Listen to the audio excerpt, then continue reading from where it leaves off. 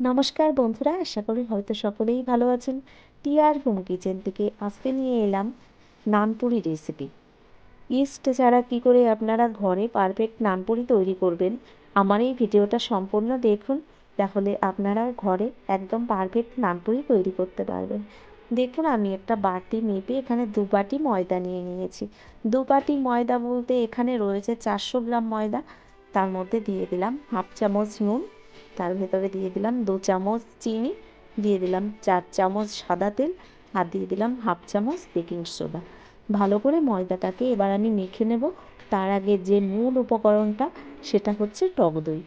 টক দইটাও আমি এর মধ্যে একবারেই দেখুন দিয়ে দিলাম। তো এখানে 200 গ্রাম টক দই আমি নিয়েছি। 50 গ্রাম পরিমাণে টক দই আমি রেখে বাকি টক দইটা কিন্তু ভালো করে ময়দার সঙ্গে মেখে নিলাম। এবার হালকা করে একটু উষ্ণ গরম জল দিয়ে ময়দাটাকে দেখুন ভালো করে মেখে নিয়েছি। আর যে বাকি টক দইটা ছিল সেটা দেখুন আমি ময়দাটায় মেখে ঢাকা চাপা দিয়ে 7 থেকে 8 ঘন্টা রেখে দেবো। তো বন্ধুরা, ফিরে এলাম 7 থেকে 8 ঘন্টা পর। আমি সেই সকালের দিকে মেখে রেখেছিলাম আর এখন প্রায় সন্ধ্যা হয়ে গেছে। আমি ঢাকনাটা এখন খুলে দেখলাম ময়দাটা অনেকটা ফুলে গেছে আর ময়দাটার ভেতরে জালি জালি একটা ব্যাপার চলে এসছে। দেখুন, আমি ওপর থেকে একটু সাদা তেল ছড়িয়ে আবার কিছুক্ষণ ময়দাটাকে মেখে নিলাম। এবার ময়দাটা থেকে আমি ছোট ছোট লেচি কেটে নিচ্ছি। ছোট ছোট লেচি বলতে আমরা যেমন রুটি তৈরি করি, রুটি তৈরি করার সময় যেমন লেচিগুলো কেটে নিই, ঠিক তেমনভাবেই আমি লেচিগুলো কেটে নিচ্ছি। এখানে 400 গ্রাম ময়দায় 10 থেকে 12টা লেচি হয়েছে। দেখুন, আমি ভালো করে হাত দিয়ে এগুলোকে গোল গোল করে পাকিয়ে নিলাম। আর এবার আমি বেলনিতে হালকা করে একটু তেল লাগিয়ে এই লেচিগুলো বেলে নিচ্ছি।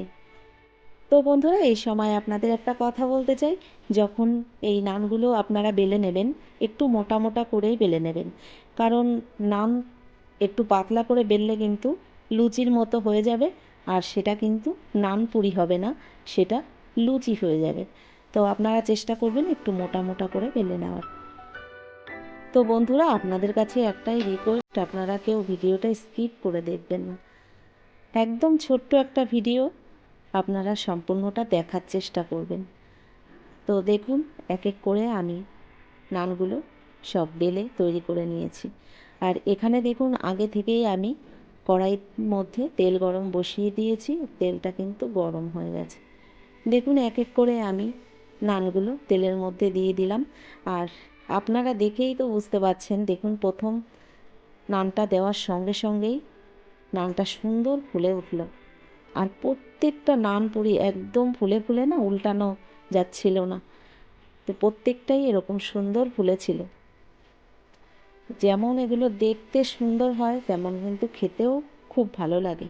বন্ধুরা, আপনারা হয়তো বহুবার নানপুরি খেয়েছেন আর ইস্ট দিয়েই নানপুরিটা তৈরি হয়।